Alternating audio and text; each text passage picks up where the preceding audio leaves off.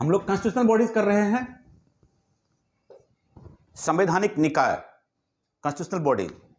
इसमें हम लोग क्या क्या कर लिए हैं, क्या क्या हमारा कॉन्स्टिट्यूशनल बॉडीज है। सबसे पहले क्या किए थे हम लोग, बोलिए, सबसे पहले क्या किए थे कॉन्स्टिट्यूशनल बॉडीज में हम लोग। इलेक्शन कमीशन हमारा संवैधानिक निकाय है। फिर उसके बाद यूपीएससी हमारा कॉन्स्टिट्यूशनल बॉडीज है। उसके बाद स्टेट पीसीएस कॉन्स्टिट्यूशनल बॉडीज है। उसके बाद फिर क्या किए थे, यूपीएससी के बाद फाइनेंस कमीशन, फाइनेंस कमीशन, वित्त आयोग हमारा कॉन्स्टिट्यूशनल बॉडीज है।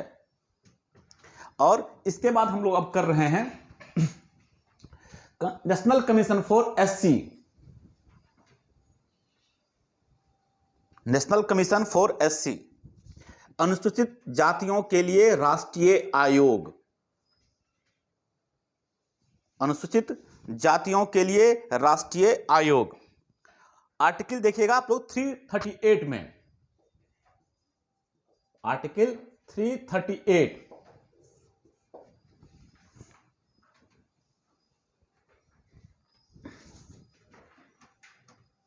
National commission for SC. अभी हम लोग संवैधानिक निकाय कर रहे हैं, माने किसकी किसकी चर्चा हमारे कॉन्स्टिट्यूशन में दे रखा है, ये याद रखिएगा सब लोग।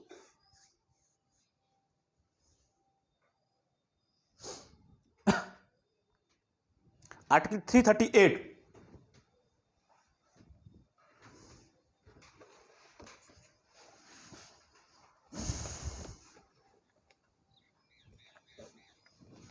Good morning, good morning. Article 338,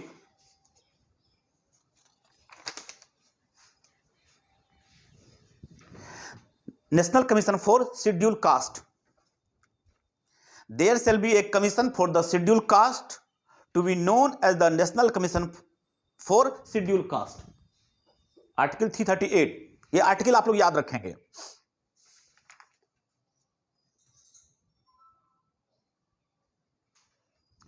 Subject to the provisions of any law made in this behalf by Parliament, the commission shall consist of chairperson, किससे मिलके बनेगा, तो इसमें रहेंगे एक चेयरपर्सन रहेंगे, vice chairperson and 3 other members. एक जो होंगे आपको क्या हो गया, अध्यक्ष होगा, एक उपाध्यक्ष होगा और सदस्य होंगे इसमें, and 3 other members. The condition of service and tenure of the office of the chairperson, vice chairperson and other members so appointed shall be such as president may by rule determine। उनका tenure क्या होगा, उनका service कैसे होगा, वह president साहब जो है क्या करेंगे, वह तय करेंगे। राष्ट्रपति जो है बाय लॉ जो बना हुआ होगा उसके हिसाब से इस आयोग का क्या होगा, गठन हुआ है। और इस आयोग कैसा, यह आयोग कैसे काम करेगी, वह जो है राष्ट्रपति समय समय पर उसको तय करते रहेंगे। ठीक है, क्लियर। तो इस तरीके से ज्यादा डिटेल में जाएंगे नहीं, आप लोग इसको देखिएगा, केवल पढ़िएगा इसको, बहुत बड़ी बात नहीं है, सब चीज को कर लेना। अब तो हम लोग आर्टिकल यहां तक पहुंच गए हैं। हम लोग इस तरीके से क्लॉज बाय देख लीजिएगा क्या रूल रेगुलेशन है इसमें। आर्टिकल 338 में मोटा मोटा क्या लिखा हुआ है, आप इसको पढ़ लेंगे एक बार।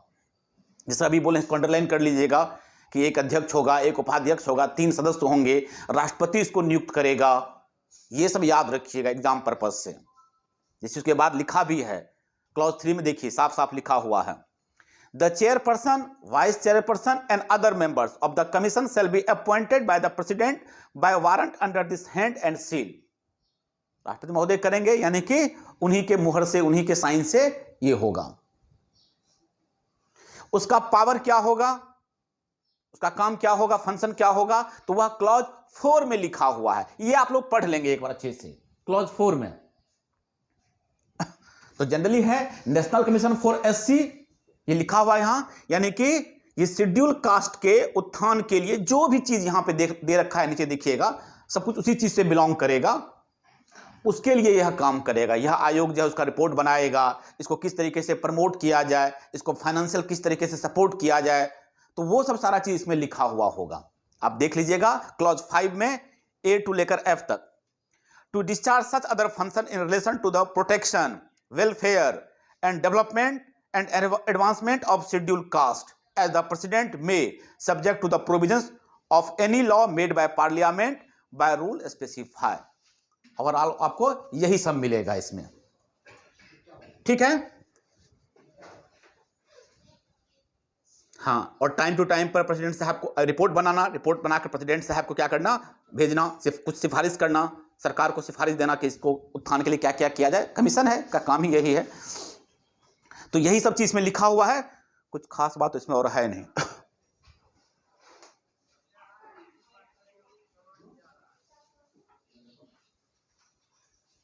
क्लॉज 8 देखिएगा, क्लॉज 8 इसी का, the commission shall while investigating any matter referred to in subclause A for inquiring into any complaint referred in subclause B of clause 5,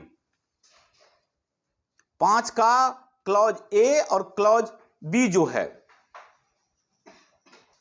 अगर किसी शेड्यूल कास्ट का कोई राइट डिप्राइव हो रहा है, कोई अधिकार छीना जा रहा है, या उसके साथ कुछ गलत हो रहा है, क्लॉज ए और क्लॉज बी में देखिएगा, क्लॉज 5 का sub clause A and sub clause B में, उस समय में, उस परिस्थिति में अगर यह कमीशन, ये जो हम कमीशन बनाए हैं, अगर इन्वेस्टिगेशन कर रही है, उसकी जांच करने के लिए कहा गया है, इनको have the powers of a civil court, तो जब वो जांच करते समय इस आयोग के पास जो है एक सिविल कोर्ट का पावर हो जाएगा। जिस तरह एक सिविल कोर्ट को जितना पावर होता है उतना पावर इसके पास रहेगा। Trying to suit and in particular in respect of the following matters namely, अब क्या क्या उसके पास पावर रहता है वो लिखा हुआ है। समन कर सकता है, उसको अपने पास बुलाना, summoning and enforcing the attendance of any person from any part of India and examining him on oath, civil court में यही होता है, एग्जामिन किया जाता है ओथ पे। क्लियर? अगर एससी के साथ जो क्लॉज 5 में ए और बी में लिखा हुआ है सब क्लॉज में, अगर उस हिसाब से काम नहीं हो रहा है, अगर उसके साथ कुछ कहीं पे कुछ गलत हो रहा है और उसको जांच करने के लिए नेशनल कमीशन को कहा गया है, इस आयोग को कहा गया कि आप इस मामले की जांच कीजिए, और जब यह आयोग उस मामले की जांच कर रहा होगा तब इस आयोग का जो पावर होगा वो सिविल कोर्ट की तरह हो जाएगा। ओके, किसी को समन करना, अपने पास हाजिर करना, उस पर उसका स्टेटमेंट रिकॉर्ड करना, ओथ पे लिखा हुआ है। किसी डॉक्यूमेंट को प्रोड्यूस करने के लिए कहना, जिसको बुलाए हैं हमको ये डॉक्यूमेंट चाहिए तो वो देगा document. Receiving evidence on affidavit, evidence लेना, साक्ष्य लेना। रिक्विजिटिंग एनी पब्लिक रिकॉर्ड और कॉपी देयरऑफ फ्रॉम एनी कोर्ट और ऑफिस, किसी भी कोर्ट और किसी भी ऑफिस से कोई डॉक्यूमेंट चाहिए तो उसके लिए यह रिक्विजिट भेजेगा कि हमको ये डॉक्यूमेंट चाहिए आपसे। देखिए कितना पावर बढ़ा दिया है इसका। एग्जामिनेशन ऑफ विटनेसेस, गवाह को एग्जामिन करना, और कोई ऐसा अधिकार जो प्रेसिडेंट साहब इसको देंगे वह यह काम करेगा। इसलिए 8 को देख लीजिएगा आप लोग, ठीक है। तो इसको आप लोग अच्छे से देख लीजिएगा, 9 क्लॉज तक है, कुछ बहुत बड़ी बात नहीं है। इसको आप लोग, हमारा जो है ये संवैधानिक निकाय के अंदर आता है, आर्टिकल 338 के अंदर आता है, कहां पे क्या क्या लिखा हुआ है, कितने सदस्य होंगे, क्या होगा नहीं होगा, एक बार पढ़ के इसको शॉर्ट नोट्स आप लोग बना लेंगे, छोटा सा 1 पेज में खत्म हो जाएगा ये चीजें। क्लॉज 1 में ये लिखा हुआ है, क्लॉज 2 में ये लिखा हुआ है, क्लॉज 3 में ये लिखा हुआ है, और बाकी चीज तो याद ही रहेगा आप लोगों को, तो एक बार इसको थ्रू आउट पढ़ लेंगे आप लोग। क्लियर? बोलिएगा, बताइए किसी कोई प्रॉब्लम? निशा, आरजू, अंशुप्रिया, सुमन, रंजीत, तहसीन, कोई दिक्कत नहीं ना?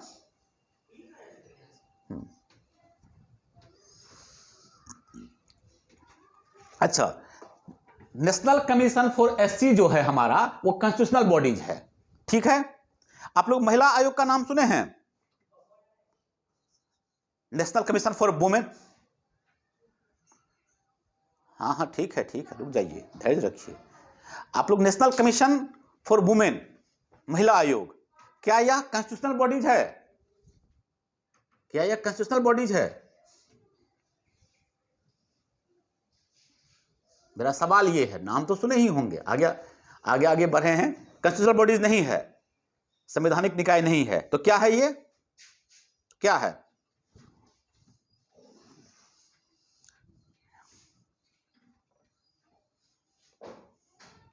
इसके बारे में नहीं, ठीक है।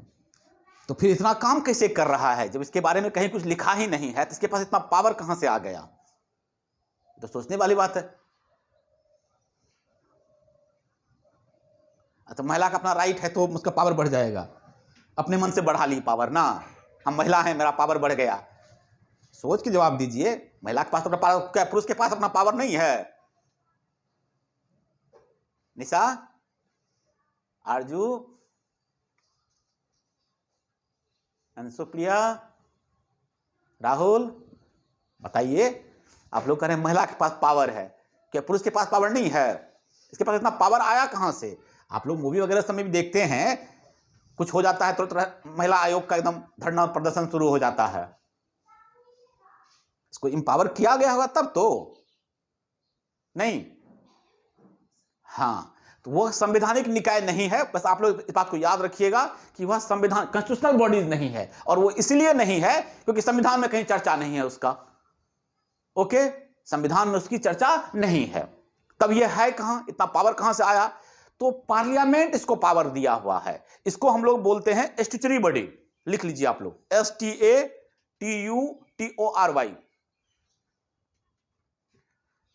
संविधिक विधि बोलते हैं इसको हम लोग, संविधिक आयोग। हिंदी में होता है सांविधिक आयोग, और इंग्लिश में होता है statutory body, STATUTORY, statutory body. यानी कि पार्लियामेंट में यह आया होगा और पार्लियामेंट से पास हुआ होगा। ओके,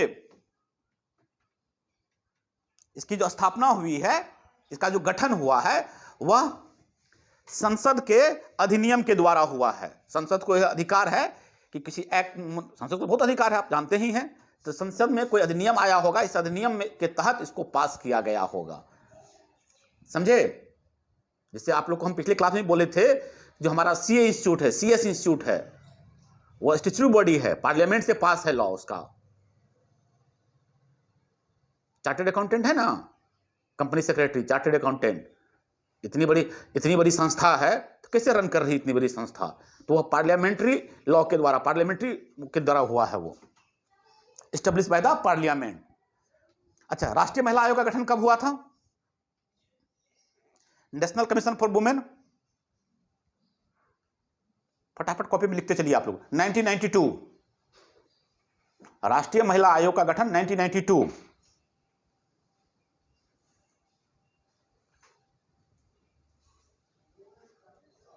ठीक है। नेशनल कमीशन फॉर माइनॉरिटीज, अल्पसंख्यक आयोग,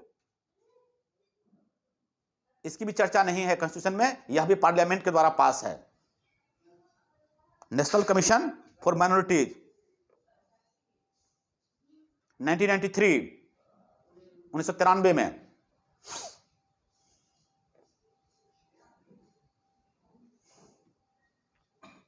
इसके बाद आप लोग सुने हैं ये ह्यूमन राइट्स, मानवाधिकार आयोग।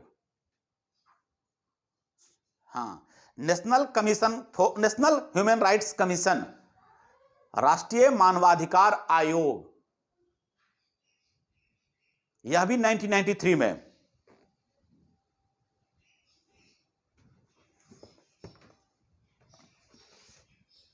राष्ट्रीय नेशनल ह्यूमन राइट्स कमीशन 1993 में। यह भी 1993 में हुआ था। उसके बाद national commission for protection of child right, national commission for protection of child rights,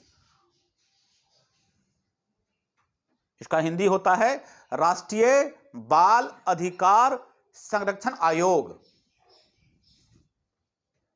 राष्ट्रीय बाल अधिकार संरक्षण आयोग 2007 में, इसका एस्टेब्लिशमेंट 2007 में हुआ है।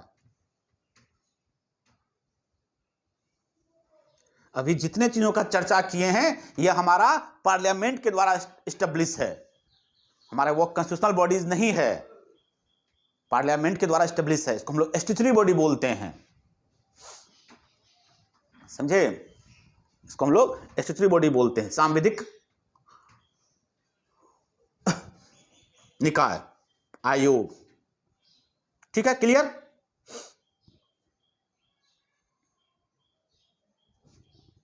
हाँ, चलिए अब हम लोग फिर से आ जाते हैं कॉन्स्टिट्यूशनल बॉडीज पर आ जाते हैं। आप लोग लिख लिए हैं, उसको याद कीजिएगा, ठीक है ना। अब हम लोग फिर नेक्स्ट, हमारा नेक्स्ट है नेशनल कमीशन फॉर एसटी।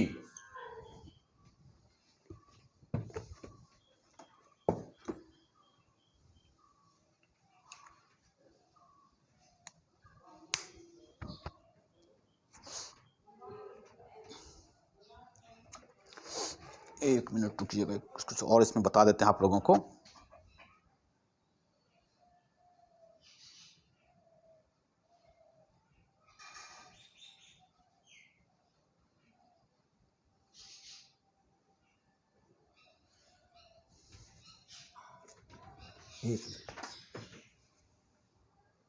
एक चीज आप लोग देखिएगा, ध्यान से आप लोग इसको बैरक पलटिएगा, जरा अंडरलाइन कर लीजिएगा आप लोग।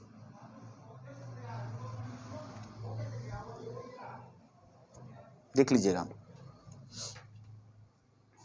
इसका एस्टेब्लिशमेंट कब हुआ है। अभी जो हम लोग पढ़ रहे थे, national commission for schedule caste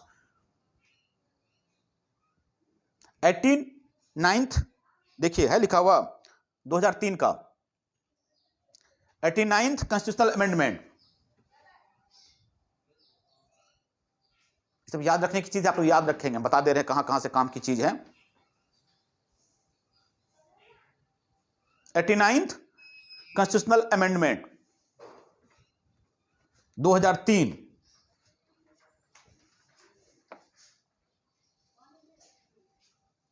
मिला सबको? हाँ, मिल गया।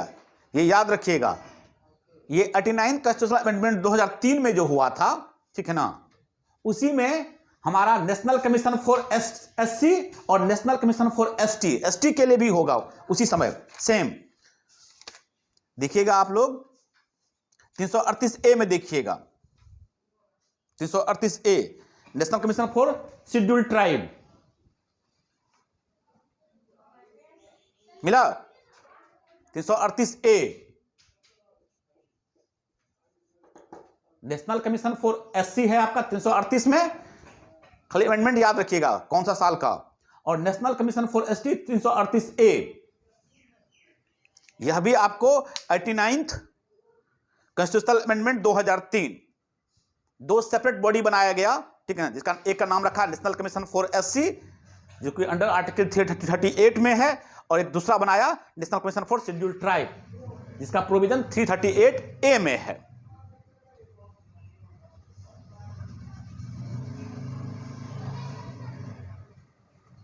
ठीक है,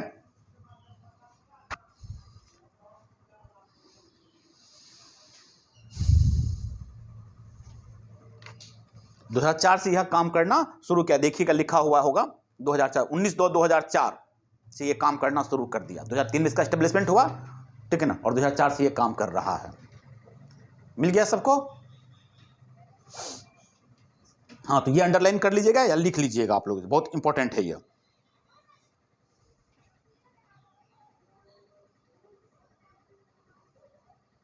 ठीक है,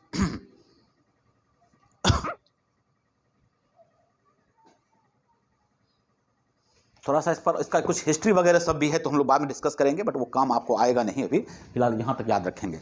आप आ जाइए नेशनल कमीशन फॉर एसटी।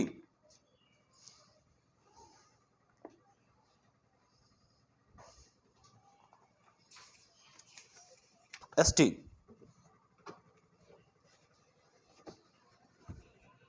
तो अब थोड़ा सा आप लोग को कुछ एक कहानी सुना देते हैं, याद रह जाएगा आप लोगों को शायद, ठीक है ना।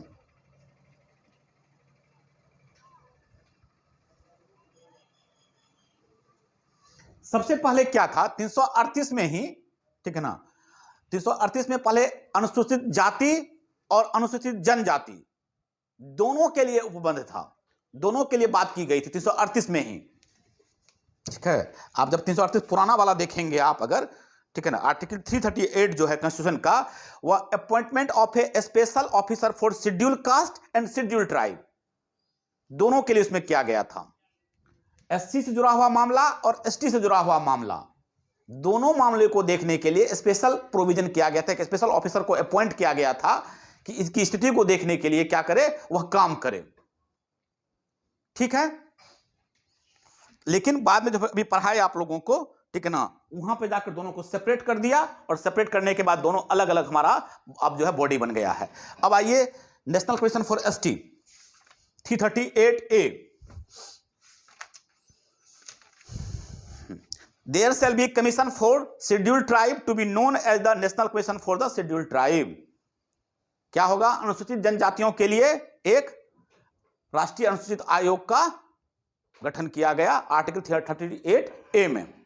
Subject to the provisions of any law made in this behalf by Parliament, the commission shall consist of a chairperson, एक चेयरपर्सन होंगे, वाइस चेयरपर्सन, एक उपाध्यक्ष होंगे, and 3 other member, and the conditions of service and tenure office of the chairperson, vice chairperson and other members so appointed shall be such as president may be rule determined।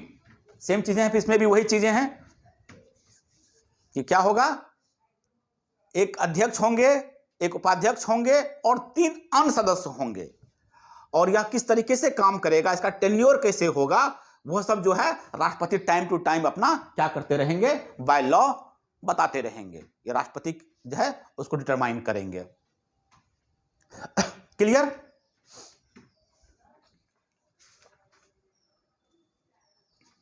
हाँ, उसके बाद power जो लिखा हुआ है इसका power and function clause 4 में है, आप लोग वहां लिख लीजिए क्लॉज 4 में पावर एंड फंक्शन।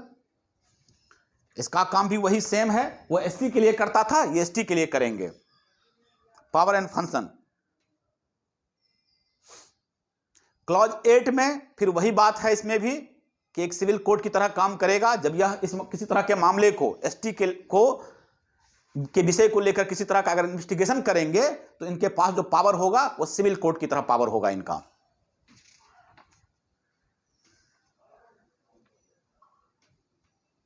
ठीक है, बाकी इसमें और कुछ बताने की जरूरत नहीं है, बाकी पढ़ लेंगे आप। ठीक है, क्लियर। हाँ, अब नेक्स्ट हम लोग आ जाते हैं national commission for backward classes, पिछड़े वर्गों के लिए राष्ट्रीय आयोग 338B, article 338B, national commission for backward classes.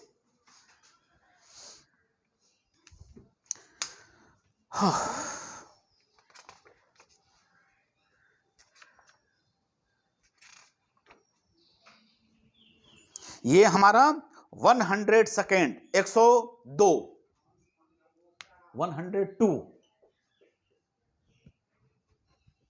102वां संविधान संशोधन 2018,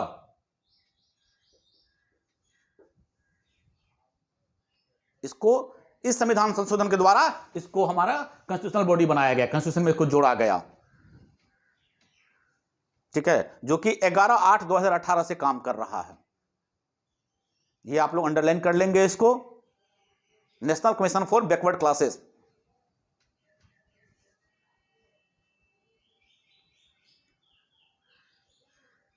पिछड़े वर्गों के लिए राष्ट्रीय आयोग।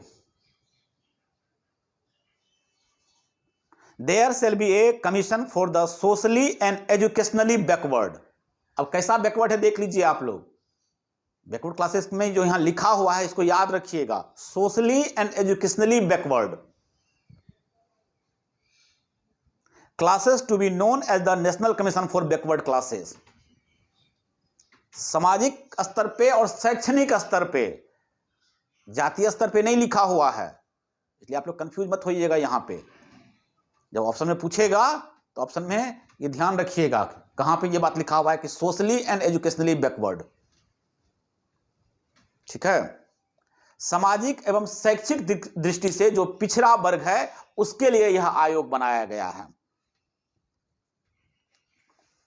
Subject to the provisions of any law made in this behalf by Parliament, the commission for the Parliament, the commission shall consist of a chairperson, vice chairperson and 3 other members, and the conditions of service, tenure of service, chairperson, vice chairperson and other members as the president may by rule determine। Same चीजें यहां भी वही बात है clause 2 में कि यह किस तरीके से काम करेगा। इसमें भी एक चेयरपर्सन होगा, एक वाइस चेयरपर्सन होगा और 3 अन्य सदस्य होंगे, और यह किस तरह, इसका टेन्योर क्या होगा, सर्विस किस तरीके का होगा, वह प्रेसिडेंट साहब डिटरमाइन करेंगे।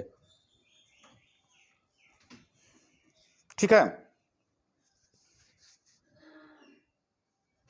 ठीक। इसके बाद इसका फंक्शन देख लीजिए, क्लॉज 5 में लिखा हुआ है। क्लॉज 5 में इसका क्या क्या काम रहेगा, बस वही सेम जो पिछड़े वर्ग हैं, सामाजिक स्तर पे, शैक्षणिक स्तर पर जो पिछड़े वर्ग हैं उनको किस तरीके से प्रमोट किया जाए, उनके लिए क्या क्या बेहतर रहेगा, रिपोर्ट बनाना वगैरह सब, और प्रेसिडेंट साहब को भेजना। प्रेसिडेंट साहब उस रिपोर्ट को पार्लियामेंट में रखते हैं, पर उस पर चर्चा होती है। अगर कुछ इस तरह से किया जा सकता है तो फिर किया जाता है, फिर लॉ बनता है उनके लिए। यही उसका तरीका है।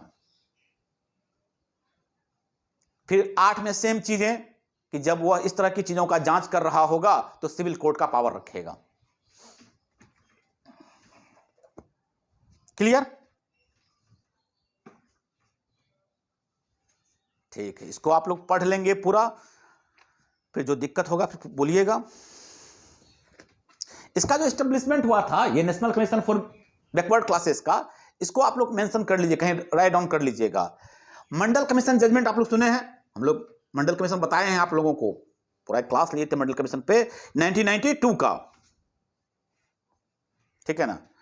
उसके जजमेंट में लिखा हुआ था ये, the supreme court directed the central government to constitute a permanent statutory body to examine the complaints of under inclusion, over inclusion or non inclusion of any classes of citizen in the list of backward classes। ये मंडल commission का जो judgement आया था, मंडल case का जो judgement आया था 1992 में, उसमें सेंट्रल गवर्नमेंट सरकार को डायरेक्शन दिया था कि आप इसके लिए जो सोशली और एजुकेशनली बैकवर्ड है, इसके लिए एक अलग से ही आप बनाइए। 1992 में बना था, ठीक है ना? जजमेंट ये आया था, तो बना कब? 2018 में। According to the national commission for backward classes was set up in 1993। Set up हो गया था 1993 में। क्लियर? यहां तक ध्यान रहेगा सबको। इसका जो एस्टेब्लिशमेंट, जब सरकार 1992 में ये बात सुप्रीम कोर्ट कहा, तो 1993 में क्या हुआ, उसका एस्टेब्लिशमेंट हो गया। लेकिन तब तक वो संवैधानिक निकाय नहीं बना था, उसका एस्टेब्लिशमेंट हुआ था, जैसे अभी SC और ST के लिए बताए थे आपको। लेकिन 102वां संविधान संशोधन जब किया गया तो इसको क्या कर दिया गया, संवैधानिक निकाय बना दिया गया। Okay, clear? जिसको कि 338B में जोड़ दिया गया। ठीक है ना Rahul? Clear?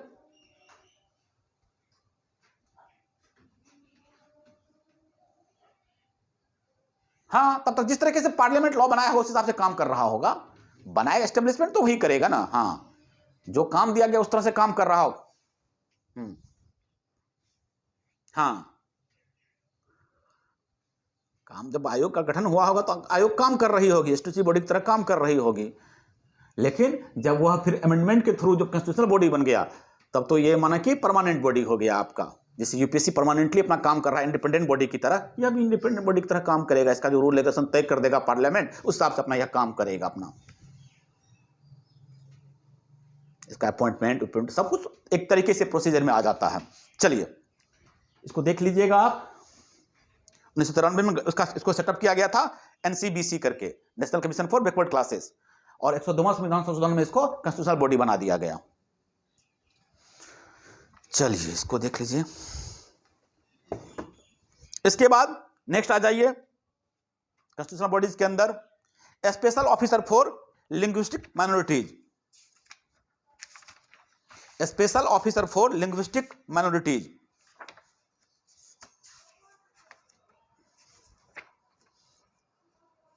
Special officer for linguistic minorities, article 350 B.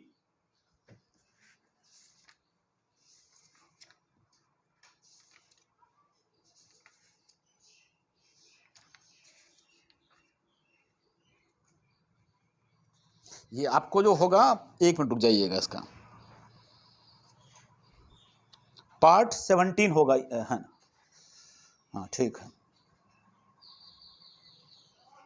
Special officer for linguistic minorities 350 B मिल गया सबको?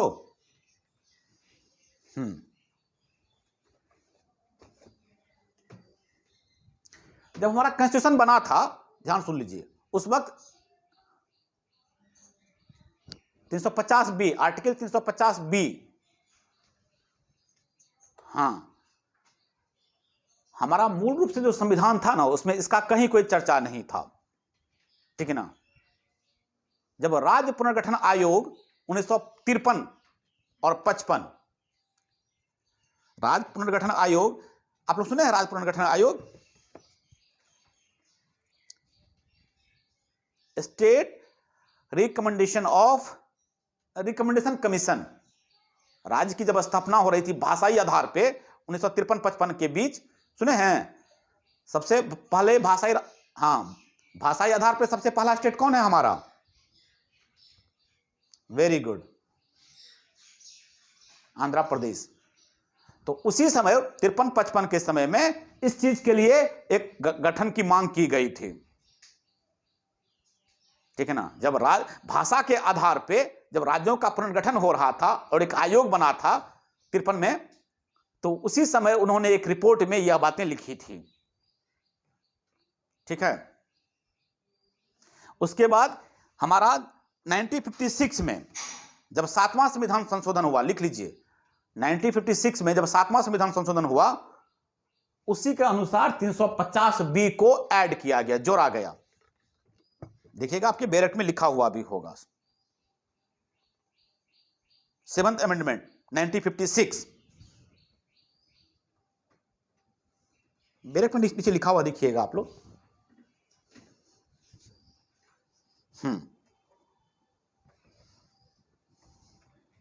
अब देखिए इसमें क्या क्या चीजें हैं, हम पढ़ देते हैं।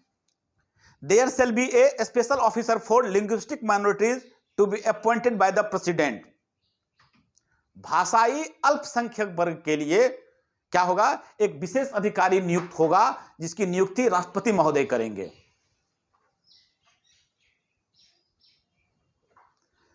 भाषाई अल्पसंख्यक समझते हैं?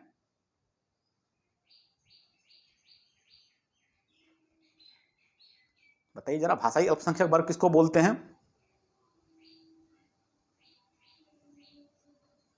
हाँ, ऐसा कोई भाषा जो बहुत कम बोली जाती है, जो माइनॉरिटी में है, हाँ, उसकी सुरक्षा के लिए क्या होगा? प्रेसिडेंट साहब क्या करेंगे? एक स्पेशल ऑफिसर की नियुक्ति करेंगे।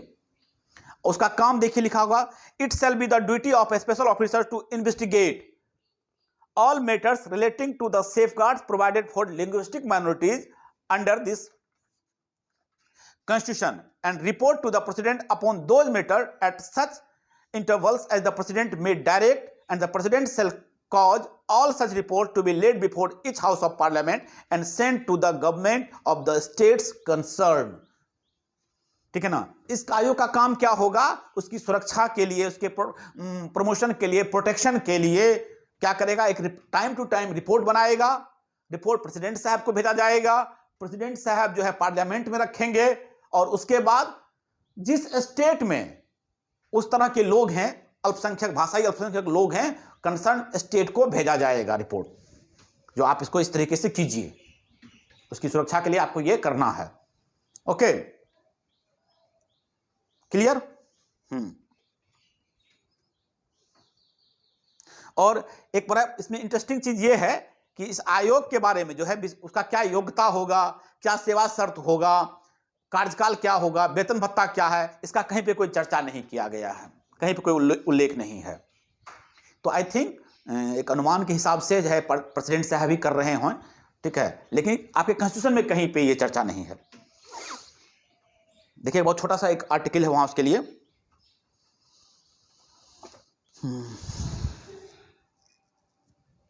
इसके बाद कुछ खास खास बात है, बता देते हैं, आप लोग को राइट डाउन कर लीजिएगा।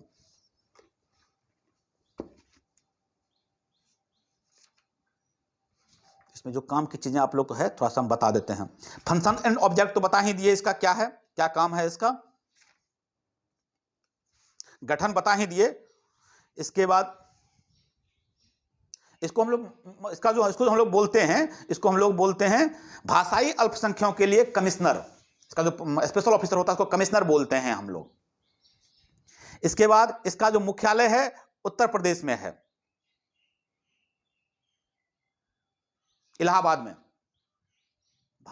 भाषाई अल्पसंख्यक आयोग का जो मुख्यालय है वह इलाहाबाद यूपी में है। उसके बाद बेलगाम, बेलगाम कहां है, सुने हैं बेलगाम, कर्नाटका में। क्यों फेमस है बेलगाम,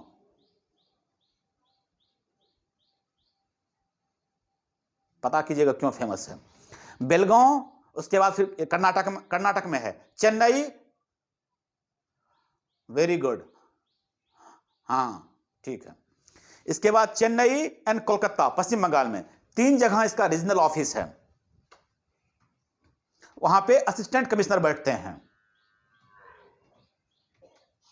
मुख्यालय कहां हो गया, इलाहाबाद में हो गया, और उसके बाद बेलगांव, चेन्नई और पश्चिम बंगाल कोलकाता में इसका रीजनल ऑफिस है, जहां पे कौन बैठते हैं, असिस्टेंट कमिश्नर। चलिए बाकी चीजें फंक्शन देख ही लिए हम लोग, क्या काम है देख ही लिए। चलिए नेक्स्ट आ जाइए हम लोग। हाँ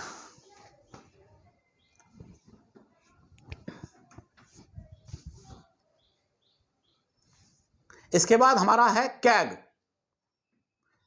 comptroller and auditor general of India. Bharat का नियंत्रक एवं महालेखा परीक्षक,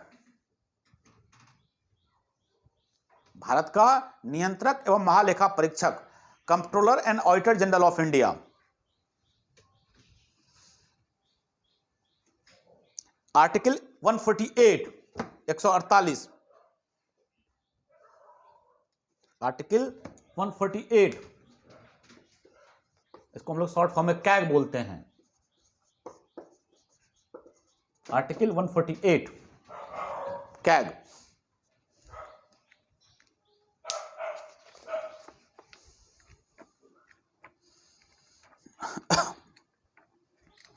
निकालिए सभी लोग।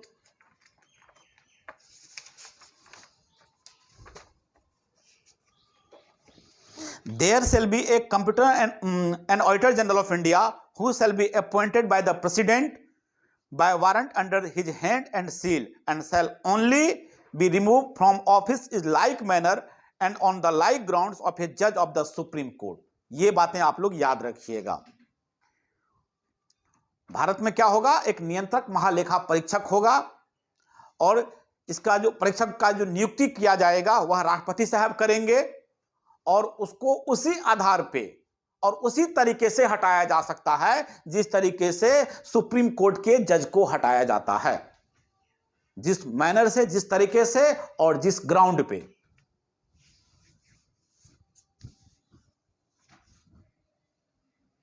ओके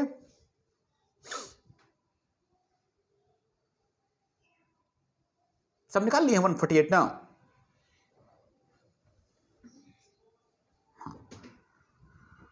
देखिए लिखा हुआ है क्लॉज 1 में,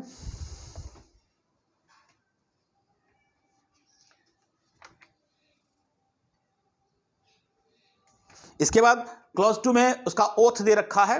क्लॉज 2 में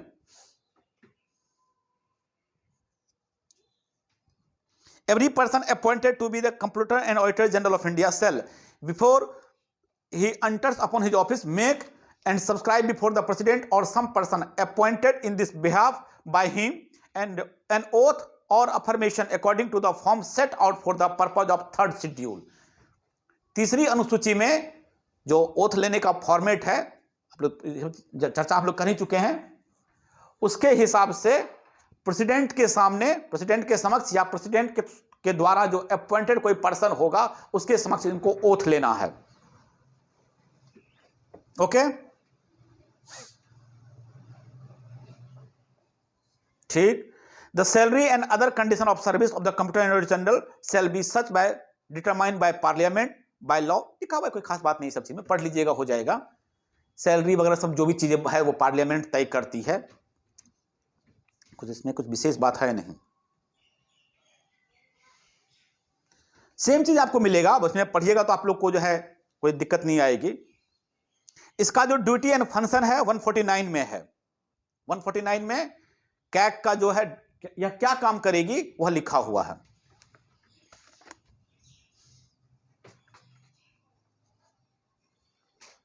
इसका मुख्य काम जो है हम बता देते हैं आप लोगों को, आप लोग इसको पढ़िएगा, समझ में आ जाएगा। आप लोग जैसे नाम से ही लग रहा होगा कि जो ऑडिट है इसका नाम ही है वो महालेखा परीक्षक, कंप्यूटर ऑडिटर जनरल। ऑडिट करना आप लोग जानते ही, ऑडिट करना, ऑडिट क्या होता है जानते ही हैं। वो लेखा जोखा का जो भी चीज होता है उसका ये हेड होता है। हम पढ़ देते हैं इसका दो काम।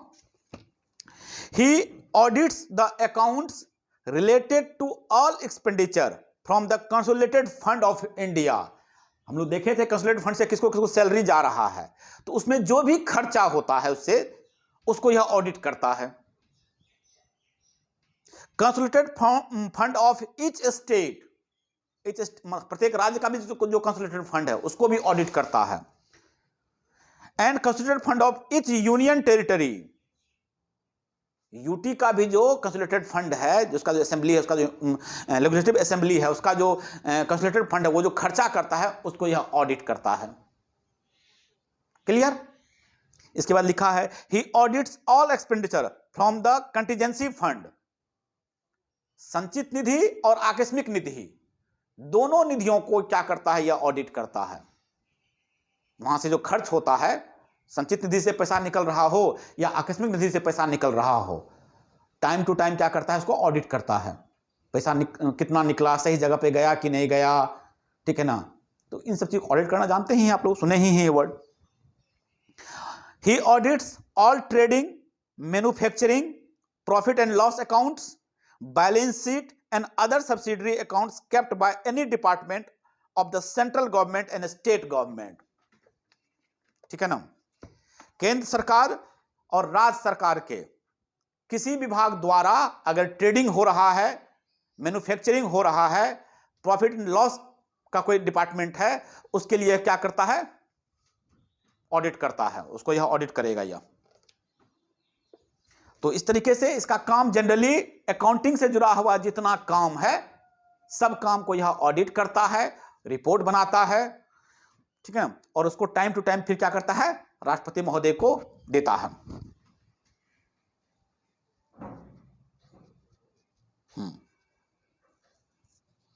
देखिएगा आर्टिकल 151 में भी इसका जिक्र है। He submits his audit report relating to the accounts of a state to governor who shall in turn place and them before the state legislature. Article 151 में गवर्नर को रिपोर्ट देता है और सेंटर के मामले में राष्ट्रपति को देता है report. He submits his accounts report relating to the accounts of the center to president who shall in turn place them before both the houses of the parliament। Article 151 में देखिएगा है लिखा हुआ, उसके बाद ही नीचे लिखा हुआ रहेगा ऑडिट रिपोर्ट है ना 151 में, हाँ उसको अंडरलाइन कर लीजिएगा। तो मेनली इसका यही मुख्य फंक्शन है। हमारा हो गया यह कैग। चलिए इसमें और कुछ काम की चीजें बता देते हैं।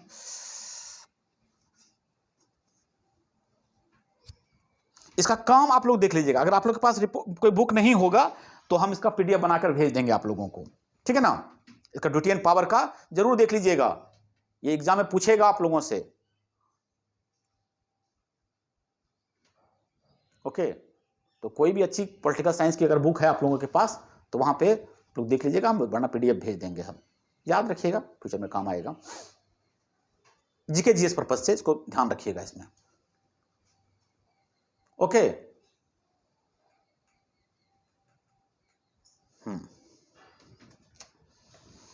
इसके बाद आपको आ जाइए, इसके बाद हमारा attorney general of India, AG, attorney general of India, article 76, article 76, 76,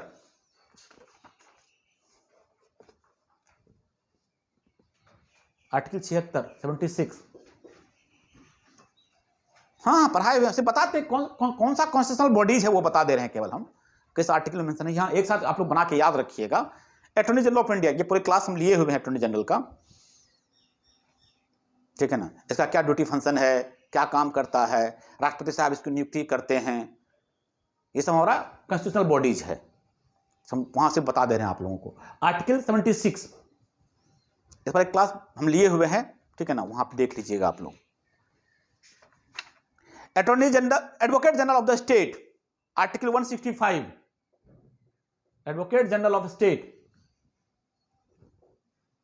advocate general, article 165, 165। जो काम अटॉर्नी जनरल का केंद्र के साथ है, केंद्र और सुप्रीम कोर्ट के साथ है, वही काम एडवोकेट जनरल का हाई कोर्ट और गवर्नर के साथ है, ठीक है, यानी कि वहां की सरकार के साथ है। केंद्र सरकार सुप्रीम कोर्ट के बीच काम करता है कौन, अटॉर्नी जनरल ऑफ इंडिया, और राज्य सरकार और हाई कोर्ट के बीच काम करता है advocate general of India, article 165 में।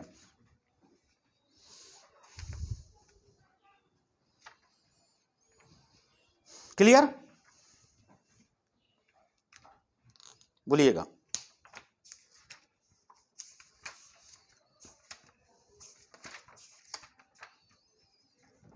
हाँ या ना, यहां तो कोई दिक्कत। एक और आप लोग देख लीजिएगा, goods and service tax council, goods and service tax council 279A। GST आप लोग सुने होंगे, जीएसटी, अभी जीएसटी पर तो खूब चर्चा होता है, इसके लिए एक काउंसिल बना है, जीएसटी काउंसिल 279A, इसको जरूर याद रखिएगा आप लोग। 279A 101 कॉन्स्टिट्यूशनल अमेंडमेंट एक्ट 2016, एकदम न्यू है ये बीजेपी गवर्नमेंट का। 101,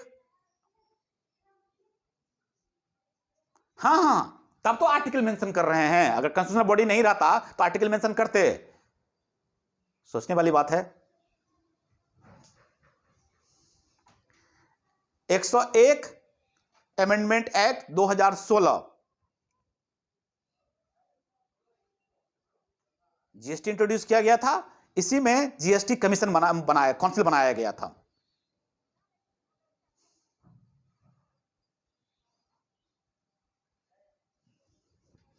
निकाल लीजिए 279A, देख लीजिए 279A।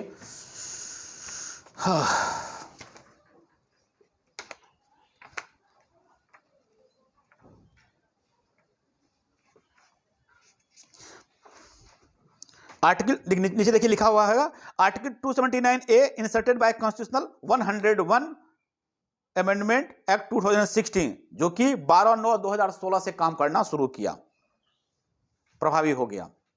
The President shall within 60 days from the date of commencement of the constitution, ये जो अमेंडमेंट पास हुआ उसके अंदर कह रहा है कि उसको क्या करना है, 60 दिन के अंदर हो गया था ये चीज। 2016 by order constitute a council to be called the Goods Service Tax Council. The Goods and Service Tax Council shall consist of the following members, namely, इसमें कौन कौन से सदस्य होंगे वो देख लीजिए। सबसे पहले आपका जो यूनियन फाइनेंस मिनिस्टर होगा, जो वित्त मंत्री होगा केंद्र में, वह इसके अध्यक्ष होंगे। The union minister of state in charge of revenue और फाइनेंस, जो यूनियन मिनिस्टर होंगे क्या, कहां पे, तो कहता है जो स्टेट यूनियन फाइनेंस मिनिस्टर होंगे। ठीक है ना। उसको हम लोग बोलते हैं स्टेट इंचार्ज ऑफ रेवेन्यू और फाइनेंस बोलते हैं उसको। वह इसके क्या होंगे, उसके मेंबर होंगे। The minister in charge of finance और टैक्सेशन और any other ministers nominated by each state government, और स्टेट गवर्नमेंट की तरफ से जो नॉमिनेटेड फाइनेंस मिनिस्टर होंगे या जो इनके लिए अपॉइंट किए होंगे वह इसके सदस्य होंगे। ओके, इतने लोगों से मिलकर बनेगा आपका जीएसटी कमीशन, जीएसटी काउंसिल नाम है इसका। Okay,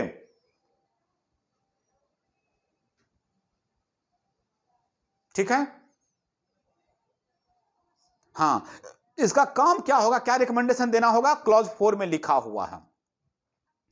the goods and service tax council shall make recommendation to the union and the state on the taxes, ठीक है ना, cesses and surcharges levied by the union, the states and the local bodies which may, देख ही रहे हैं GST कैसे काम कर रहा है, आप लोग देख ही रहे हैं।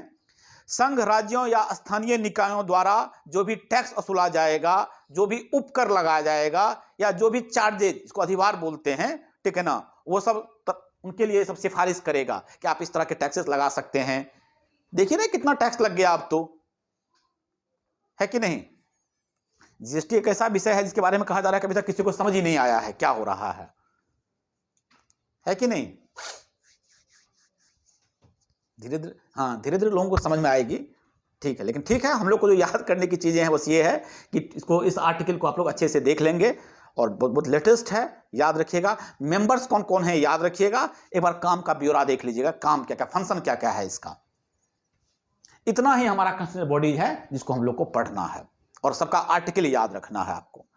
आर्टिकल, मेंबर्स कौन कौन है, अब फंक्शन क्या क्या है, और कौन से अमेंडमेंट के द्वारा अगर उसको जोड़ा गया है तो किस अमेंडमेंट के द्वारा, इतना आपको काम की चीज है, इतना आप लोग इसको याद रखेंगे। क्लियर।